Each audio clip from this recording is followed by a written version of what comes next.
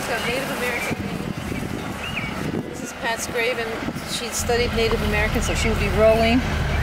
She probably is rolling in her grave, turning in it, to know what's happening next door to her resting place and what's happening near her home. Her husband lives down the road.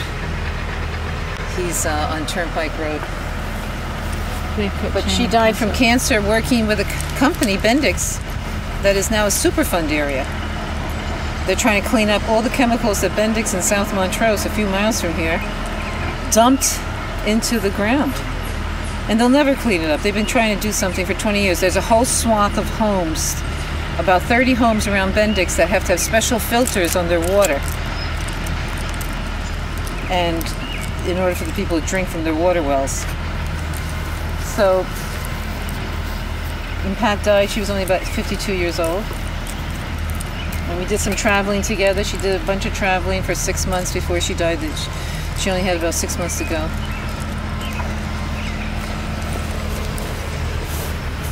And she wrote a nice thing, you know, I'm eternal spirit, residing in a body for a while, on to travel. So she knew she was eternal spirit.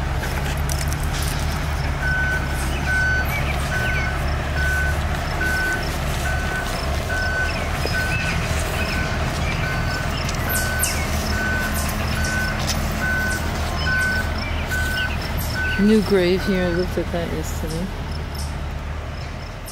We are not only standing witness to help people in New York State, but the whole world is watching what's happening here. Right, you know? of course. So no wonder why the pipeline company Williams and why Cabot, why they don't want to, they want to silence our voices, because you have the U.S. government with the shale gas initiative, Hillary Clinton's special envoy Morningstar, going to European countries promoting shale gas. It was the shale gas initiative. Our government. You have the U.S. Chamber of Commerce going to European countries, to their Chamber of Commerce, promoting shale gas. The last thing they want is for Europe to hear our voices, to hear about the impacts at ground zero. So we have, Polish filmmakers, South African filmmakers. I have an Irish fellow here. I just had an Australian guy here, because this is ground zero, not just for Pennsylvania, not just for New York, but for the whole world. Right, the world. It's scary. We bought this house in 1986. It's almost 70 acres and had the house restored. This house was built by Dan Watrous. It's in the Susquehanna Historical Register. It's in the Elizabeth Blackburn book that she wrote. That's why I know about the house. His parents are buried at the Newton Hill Cemetery with some of his relatives. He's buried in the Brooklyn Cemetery down the road. This is the Newton Hill Cemetery, which I think was established in the 1700s. And I'm pretty sure, I have to go back and read Elizabeth Blackburn, but this is Spencer Watrous's grave. I think this is Spencer's, Spencer was Dan's father, so I'm sure that these people were in my house that I'm living in now. So I've always come here through the years to talk to them and tell them that we renovated their house. They're watching us over there. Yeah. You can see the pickup truck. He's been stopping and slowing down. See if he has PA plates. And as you can see, the beginning of the Constitution pipeline is right over here. Right now I have 4 horizontal wells being drilled by Cabot, 3,000 feet or 3,300 feet from my water well. Up the road, just about a mile, I have a little bit more than a mile, maybe a mile and a quarter, 9 horizontal wells that were already fracked and flared by Cabot. And when they were flared, my house for 7 days straight, it sounded like I had a jet engine hovering over my house. During that time period, Williams began construction of a site just about a mile up the road from me, next to the Newton Hill Cemetery, where Dan Watrous's parents are buried. And that construction site of Williams, they used a GP5 permit, which does not allow for any public comment or public participation. And per Secretary Krancer, a GP5 is intended to permit sites that are of little interest or of no interest to the public, minor source emissions. But that site that Williams has now begun construction on, is not the 2-engine compressor, central HP compressor they got the permit for. It is clearly the beginning of the Constitution pipeline, which is a 30-inch transmission line. So Williams, circumvented the environmental impact studies that FERC would have required had they gotten this permitted as part of the entire project. They jump-started it, and I understand that Williams is very good at evading transparency this way. So going on to pipelines, and I have a lot of traffic because of the construction, dump trucks, anyway, so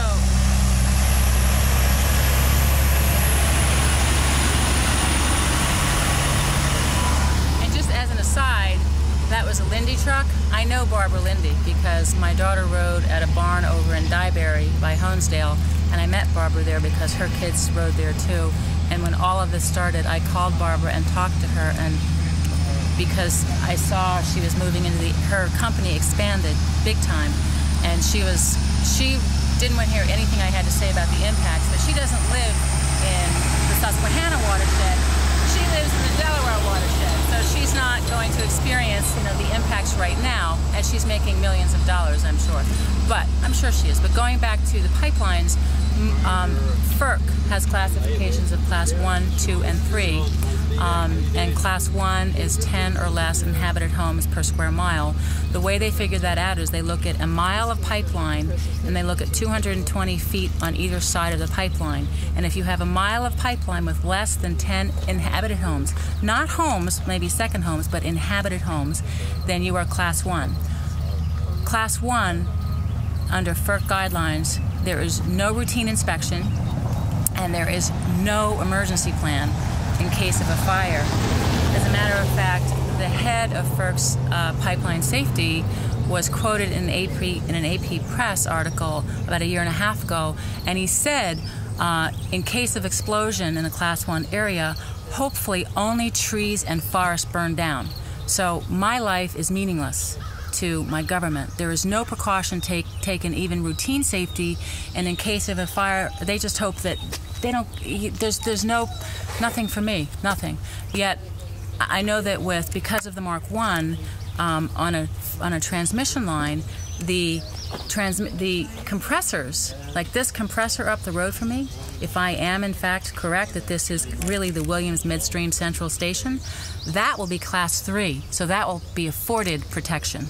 Okay, so the property is given more protection than the community that it's in. There's no way of getting over there so you can look back on it? No, I went all around yesterday and did some tours. All I can see was several miles away from a distance. Depends on your telephoto, you'll be able to see. I can show you a road way up there. Now we're starting to see the scale of this thing. Look at the size of that fill that's been brought in. Away when I saw it on the hill. Wow. Okay. Let me ask you a question. I want to see if I understand this right. You're saying that this determination, these 3 levels that FERC has for determining safety, it really has no engineering or scientific basis. The only basis is on population density. Yeah, population density. So people that live in higher population densities are afforded greater protections. Exactly. We are a marginalized subpopulation, subhuman, if I may. But so this is all Class 1. And if you look back at the Lathrop compressor explosion, which was also Williams, that was the operator, what came out of that is we are Class 1, and nobody, and that's not a Title V FERC, that's not a Title V compressor, and it's not under FERC guidelines. It's state-run. There's nobody has oversight for public safety.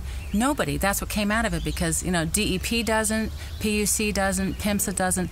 Nobody does. So, I likened it to DEP issues the permits. You're saying nobody has oversight of this facility? The way this is permitted right now, safety for the people? No, because it's Class 1. And in a Class 1 area, there is no oversight for the safety of the community. None. Can you talk about segmentation? Do you know? Actually, that is a term that just came up in the teleconference call with some people who are experts in pipelines, and they talked about, that's what they see happening here with, how Williams permitted the first part.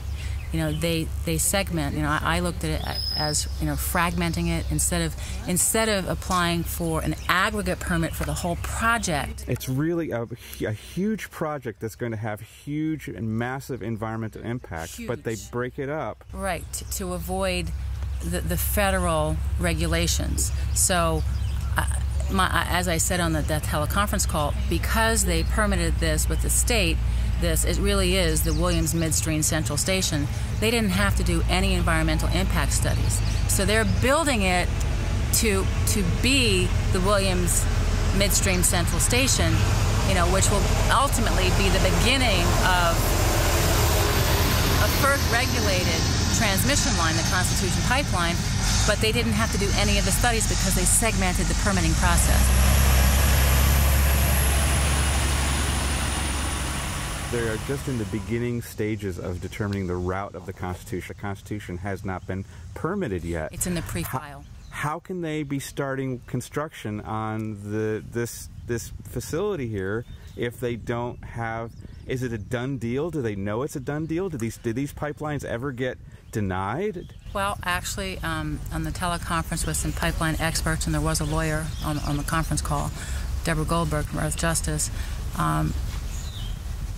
She felt that, if they build the infrastructure at some level, and I hope I'm not paraphrasing her incorrectly, if they build the infrastructure, then it would be harder for FERC to deny the permit. It's like that. Remember the movie Field of Dreams? I do. Build it and they will come, with Kevin Costner. However, Linda Farrell, who is a citizen who runs the Pipeline Safety Coalition, she did tell me, in a private conversation, that if the public did not afford enough right-of-ways, and Williams did not get the FERC approval for the Constitution Pipeline, that they would probably do an alternate route going down Route 81. They go up to Binghamton and then come down Route 81, because apparently the state has decided to allow right-of-ways for that kind of pipeline project. So, it's wild. But one of the things that really, really was just mind-boggling to me, and Class 1 is bad enough to know that because I live in a sparsely populated area that my government, sees me as acceptable collateral damage. I'm just a write-off. My life is a write-off in case of explosion, like San Bruno. I found out that a woman who lives in Chester County, who has a 30-inch Williams transmission line in her property, and she's really educated about pipeline safety, she told me that she is in a high-consequence area. I'd never heard that term before, and she explained that a high-consequence area, and that's industry terminology, they take the diameter of the pipeline and the pressure of the gas in the pipeline and a couple of other variables, and they have a formula to figure out the high consequence area, which is really a killing zone. Blast zone. A blast zone. And for her, just with the 30-inch transmission line in the ground, it's 2 miles. So for me, here I am, about a mile from the beginning of the Constitution Pipeline, the Williams-Cabot joint venture. So it's a 30-inch, and I'm assuming there's going to be a compressor there. There is going to be a compressor there, so I would imagine that there would at least be a 2-mile kill zone. So you're in. So I think I'm in the high consequence area for that 30-inch transmission line. And have you received any compressor? There's no safety disclosures, nothing. No, the one contact I had from Williams about this, because I'm not in the direct right-of-way, I had a Williams employee knock on my door about a month ago, and he said, "Hi, Miss Roeder, I'm here to be a good neighbor and to tell you that Williams is going to be dynamiting up the road for a project, so if you feel your house rattled, don't worry, we have people directing traffic." And at which point, I think my face started to quiver, and he said, "I'm just here to be a good neighbor and keep you in the loop." And I said to him, "I know exactly what's going on. Good day," and I closed the door. Because being a good neighbor, that's not being a good neighbor. If they were being a good neighbor, they would come to me and say, and all of my neighbors, and say, you are in a high consequence zone, a kill zone. Can we buy you out? Let us buy your property. What's gonna happen to your property values here? If your It's shot. It's already shot because of all of the drilling around me. I was surprised how many trucks we were passing as we're coming in here. That's not that much compared to what it was about 2 weeks ago. 2 weeks ago, at 6:30 in the morning, I had. Well, there's not as much because they're working on the road, so all the truck traffic from the construction site is probably going the other way. But I have truck traffic here, Jake brakes starting at 6:30 in the morning, and they would hit them right when they hit my house coming down, because as you can see, this is where the decline starts. So they would speed and hit their Jake brakes right here. It was really, really loud, extremely loud, and I actually called the owner of the fleet of dump trucks that on that day was on my road. It was Adam Diaz, and I called his company and spoke with the dispatcher for the trucks, and she was very nice, and she said to me, you know, I live in the area, I can just imagine how much traffic you have going by, I'm really sorry.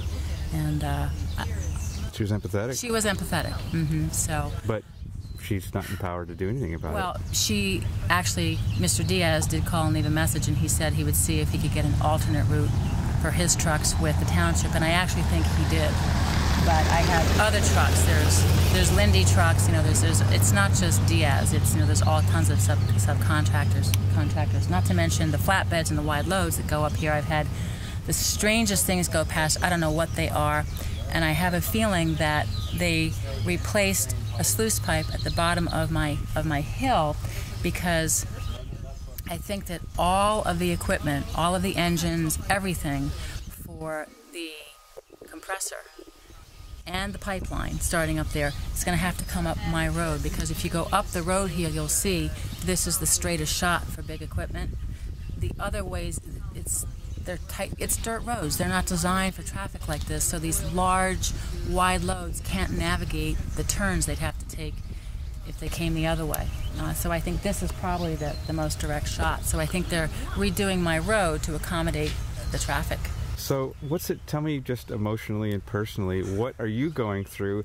Clearly, up until now, you've lived in paradise, and now to see this change. Well, it's hard.